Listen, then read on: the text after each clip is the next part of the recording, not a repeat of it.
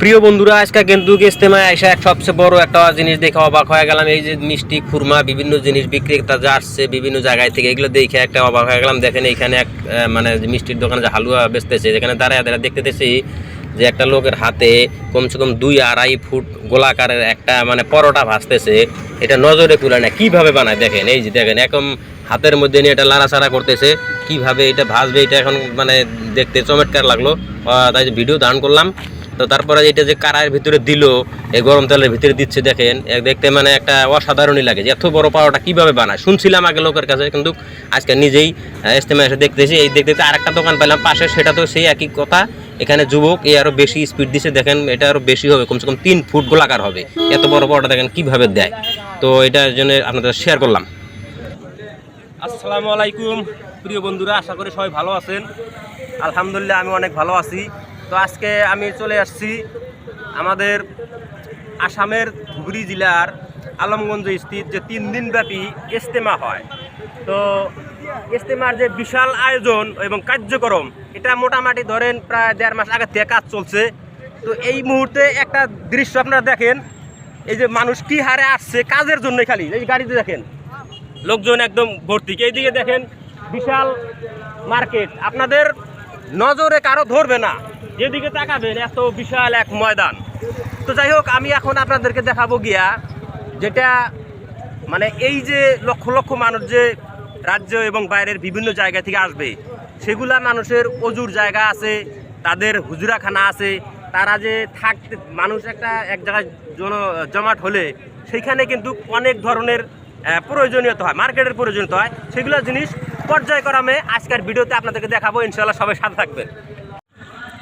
তো যাই হোক বন্ধুরা, যেহেতু এই নামনি আসামের বিখ্যাত ইজতেমা একদম সমাগত 21 তারিখে শুরু হবে এই চলিত মাসের, তো সেই জন্যে বিভিন্ন দোকান পাহাড়ও ইতিমধ্যে মার্কেটের একটা রূপ ধারণ করছে। দেখেন একদম নজরে ধরে না, সেখান থেকে শুরু করে দেখেন বিভিন্ন জায়গার দোকানদাররা, বিভিন্ন জায়গা থেকে মানুষ আসছে। ইতিমধ্যে দোকানপাটের কাম সমস্ত প্রায় ক্লিয়ারের মতো হয়ে গেছে। তো চলুন আমরা ইজতেমার আরও কিছু আজমাইশ, আরও কিছু বিভিন্ন মানে জিনিস আছে, জায়গা আছে, সেগুলো আপনাদের সাথে শেয়ার করে দিই।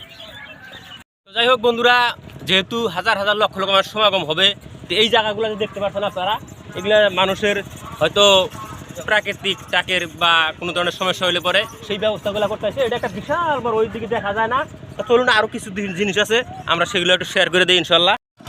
তো দর্শক, আর একটা জিনিস দেখেন, এই যে একটা বোর্ড দেখতে পাচ্ছেন, নামনি অসমৰ ইজতেমা স্থান উত্তর ঘোড়ামারা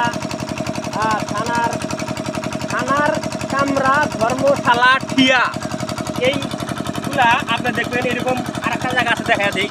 আর জেনারেটারের ব্যবস্থা হয়ে গেছে, যেহেতু দিন রাত লোকজন থাকবে, লাইন মানে ইলেকট্রিসিটি দরকার আছে, সব জেনারেটারের মাধ্যমে হবে। আর একটা আমরা দেখা দিই, আপনি এদিকে এগিয়ে দর্শক, এই যে দেখেন এই আর একটা আমরা কামরার সামনে আসছি, হাতিধুরা ঠিয়া। আসলেতে যেহেতু ইজতেমায় বিভিন্ন প্রান্তের থেকে বিভিন্ন জায়গা থেকে লোকজন আসবে, আসার পরে তাদের একটা মানে এইখানকার অস্থায়ী ঠিকানা হয়। যেমন যে হাতিধুরা ঠিয়া, ওইটা দেখলাম ধর্মশালা ঠিয়া। এই ঠিয়া শব্দের অর্থটা হলো একটা ঠিকানা আর কি, মানে বিভিন্ন জায়গা থেকে মানুষ আসবে, তাদের জানি একটা স্থান থাকে, সেইখানে এসে জানি তারা ওই এলাকার মানুষ লক হইতে পারে। এইভাবে বরাবর আছে, এগুলো ঘর যা আছে দেখতে পাচ্ছেন। এইদিকে আরও আছে, এই লাইনটার পরে আরও এরকম বহুত আছে। আমি সংক্ষিপ্ত আকারে কিছু দেখা দিলাম। আর এই ঘরগুলো আসলে মূলত এই ধরনের কাজেই ব্যবহার হয় আর কি। বিভিন্ন জায়গার মানুষ আসলে এই অস্থায়ী ঠিকানাটা জানে, তারা একত্রিত হতে পারে।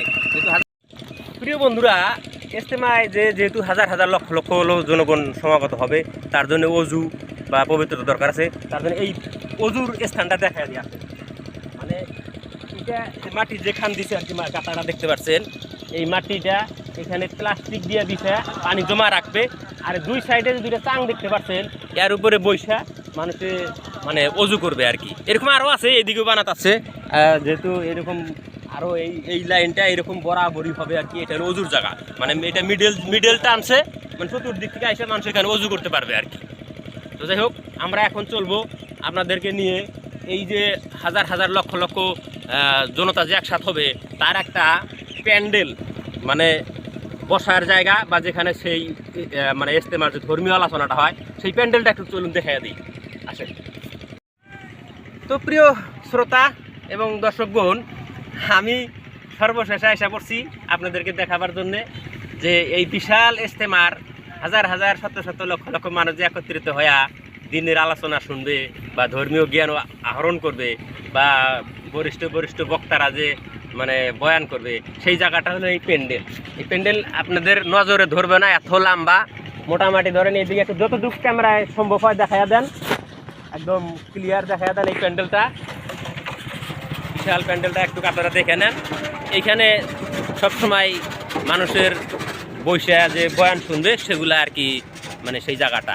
আর তার ভিতরে বসার জন্য যেহেতু শীতের দিনে যে এখন খেয়ার জমা করছে অনেকগুলা, আর এদিকে কিন্তু খেয়ার বিছান হয়ে গেছে, এগুলার উপরে চাদর থাকবে, ঠান্ডার দিন মানুষ সুখ শান্তির মতো যাতে বয়ান শুনতে পারে এই ব্যবস্থা করছে আর কি। প্রিয় বন্ধুরা, সর্বশেষে আর একটা জিনিস দেখেন, এই যে বাঁশের যে মানে বাঁশ দিয়ে পিলার বানাচ্ছে, এগুলোতে যে মানে লাইট লাগাবে, যেহেতু অনেক দূর দূরান্ত থেকে মানে এরিয়ার মানুষ শুনতে পারে, মাইক লাগাচ্ছে। আর একটা জিনিস দেখেন আপনারা, কি সুন্দর করে এখানে ডাস্টবিন বানাচ্ছে। এটা একটা কিন্তু একটা চমৎকার জিনিস বানিয়েছে, এখানে জালি দিয়ে মানে জাল দিয়ে কি সুন্দর করে, মানে যেহেতু মানুষের যে পানি সানি খাবে বা কোনো খাদ্য জিনিস খাবে তার কভারগুলো এই ডাস্টবিনে ফেলাবে। এটা কিন্তু একটা খুব সুন্দর জিনিস করছে, আচরিত দেখার মতো। এরকম ধরেন সারা যে এরিয়াটা ধার্য করছে সে এরিয়া জুড়েই মানে এরকম অনেক রকমের জিনিস বা আজমাইশ দেখতে পারা যায়। গাড়ি দিয়ে মানুষে মালদন নিয়ে আসছে, রেখে যাচ্ছে।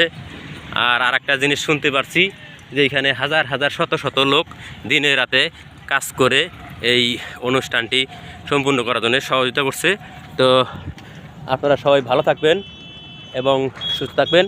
আজকের ভিডিও এই পর্যন্তই। বাই বাই, আল্লাহ হাফেজ।